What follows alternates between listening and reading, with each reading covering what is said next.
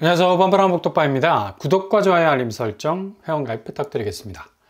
한국은행이 발표한 금융안정 상황보고서에서 일단 한계 기업 비중 추이가 상당히 늘어간다는 경고를 하고 있는 내용들이 들어있는데, 그동안 엎어치고 매치고 애둘러가는 산소호흡기가 결국에는 한계 기업이 정말 한계를 초과하는 상황으로까지 진전이 되면서 이 적기에 구조조정이 되지 않으면 상당히 어려운 상황으로까지 이를 수 있다는 경고를 했는데요. 일단 지금 경기 침체 국면으로 이어지는 업황의 악화라는 허들을 만난 이 기업들 중에 특히 중소기업과 이 대기업 가릴 것 없이 이자 보상 배율이 1을 밑돈 기업들이 26%나 증가했다는 것은 지금 상당히 기업 업황 자체가 싸늘하게 식어간다는 것을 나타내고 있죠. 이자 보상 배율이 1 미만이라는 건 영업이익이 이자 비용에 미치지 못했다는 걸 의미하고요. 한마디로 장사가 안 돼서 빚을 쳐내지 못했다는 뜻이죠. 기업이 영업활동은 빚을 내고 그 빚 이상의 이익을 창출해서 빚으로 만든 노를 져서 빚의 강을 건너 수익 창출이라는 신대륙에 당도하는 건데, 이젠 그 노마저 레버리지 기능을 하지 못하고 부실로 썩어가는 노가 되어버려서 부러지게 생겼다는 얘기입니다. 이게 바로 한계 기업의 정의입니다. 기본적으로 업황을 환골탈퇴하기가 어려워질 수밖에 없는 건데, 자금난 때문에 업그레이드 되기 힘든 사업장은 무한 경쟁 구도 안에서 자꾸 뒤로 처질 수밖에 없다는 얘기죠.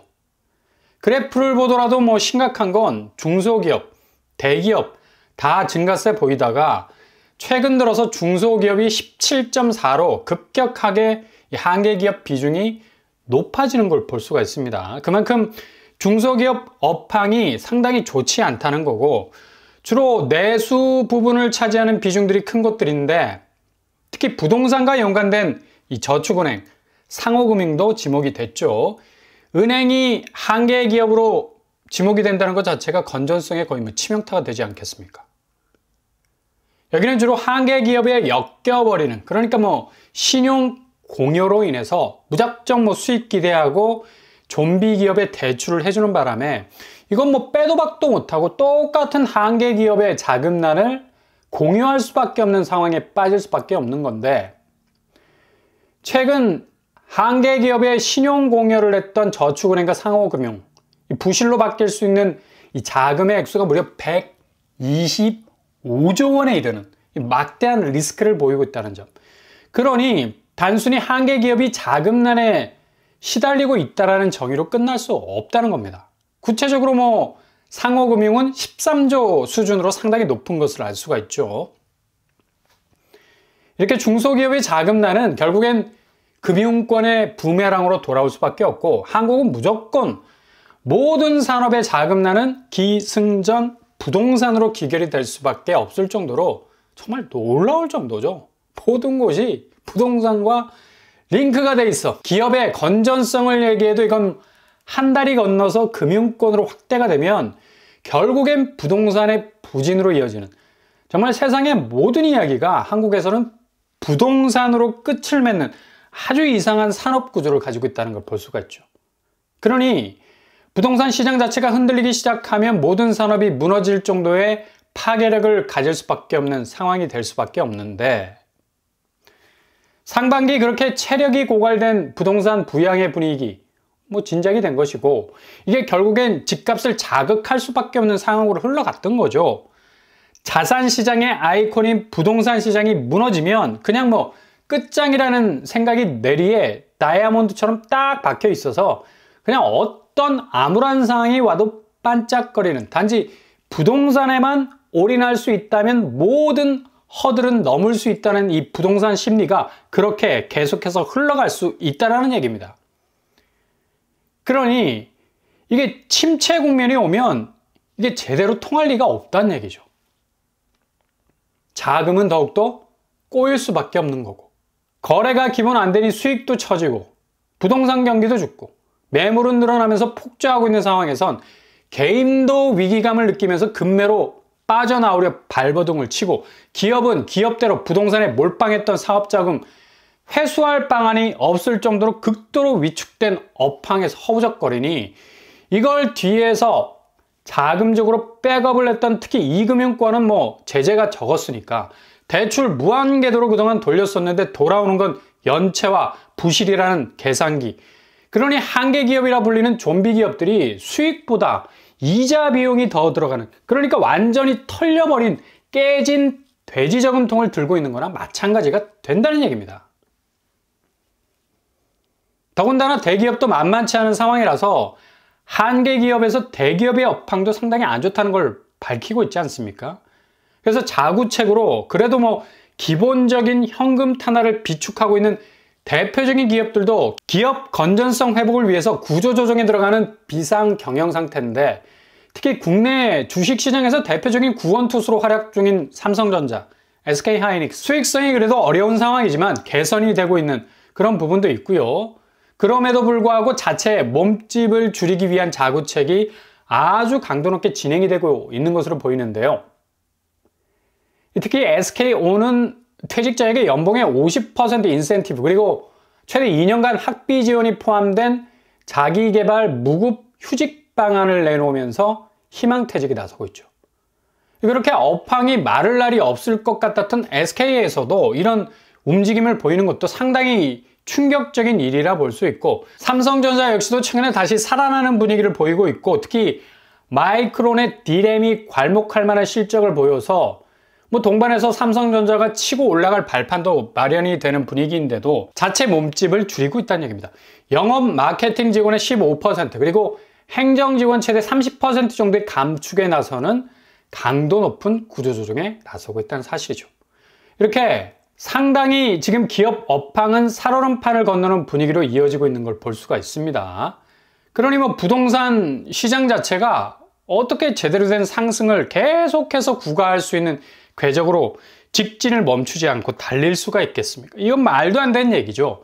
그만큼 한국 산업 구조상에서도 부동산이 엮이지 않는 곳이 없을 정도로 점조직화되어 있는 모든 곳에서의 자금이 부동산으로 흘러들어간 상황인데, 전체적인 업황의 악화는 고스란히 이런 실적 부진의 수액을 먹고 자라는 뿌리가 걸쳐있는 모든 부동산 영역은 당연히 뒤로 후퇴할 수밖에 없는 거죠.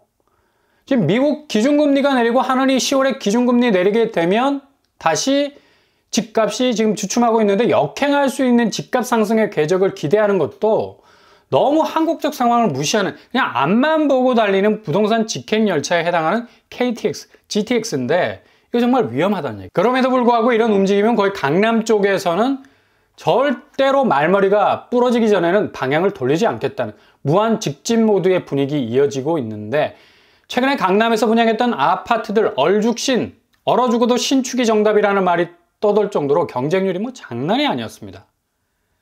최근에 분양했던 청담 르엘 평균 경쟁률이 667대 1을 넘어섰어요. 어마무시하죠. 역대급 경쟁률이라고 볼 수 있는데, 분양가도 역대급 아니었습니까?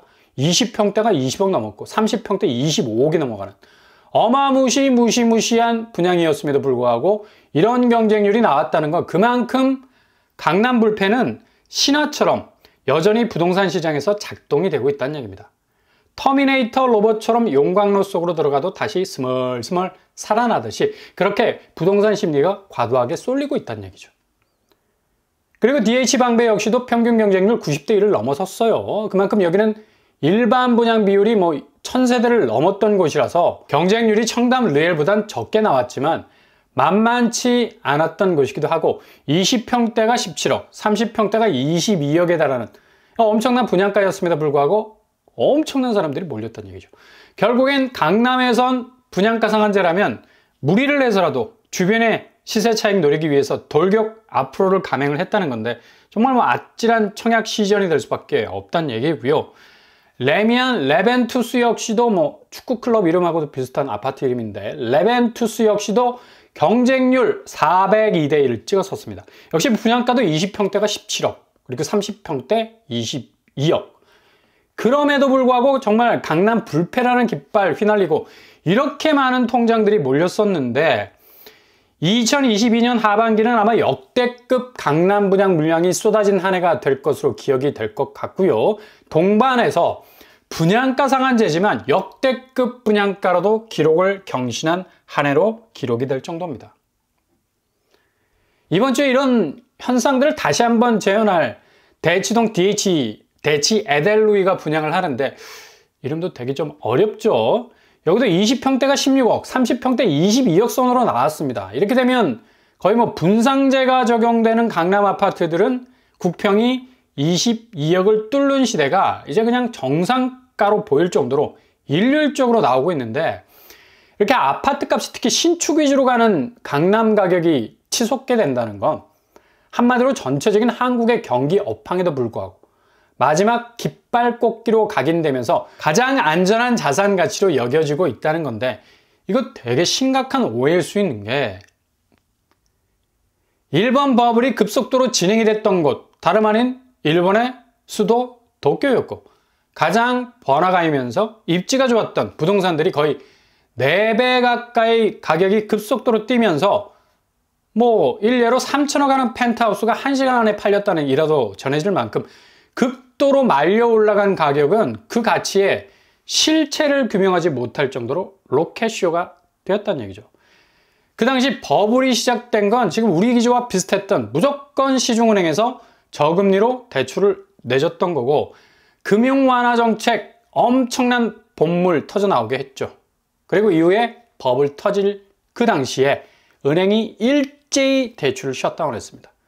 한국 분위기하고 좀 비슷하게 좀 돌아가죠. 지금 뭐 이게 국내에서는 1800조 가계대출이 불어나니까 감당이 안 될 수 있으니까 급히 브레이크를 걸었는데,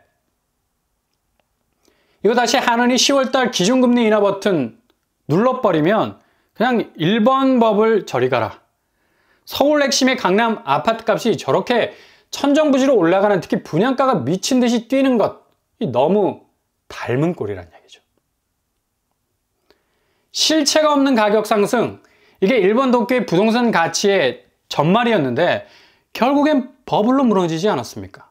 강남에 지나친 쏠림 현상으로 인한 집값 상승이 극한으로 가는 것도 초반에 한계 기업 운운하면서 업황 악화로 내수 경기는 물론 대기업 업황도 장담할 수 없는 상황에서 비상경영이 진행이 되는 분위기 속에서도 유독 아파트값만 직진한다는 건 전형적인 실체 없는 상승 가도입니다.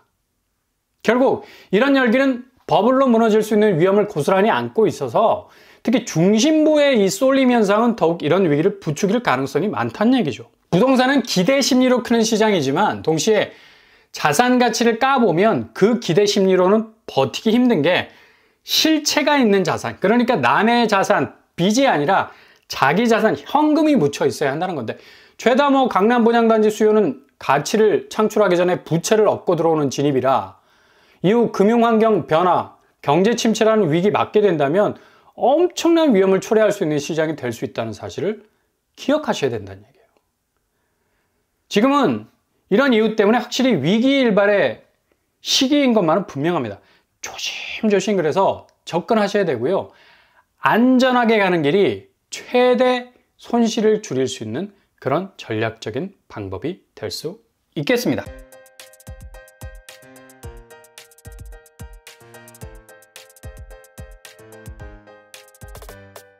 오늘의 부동산 캐릭터, 하늘이 발표한 한계 기업 상황이 중소기업의 위기로 인한 이 내수 부진, 그리고 대기업 구조조정이라는 비상경영 등등으로 확실히 뭐 경제에 상당한 빨간불이 들어와 있는 상태에서 부동산은 오늘도 달리고 있죠.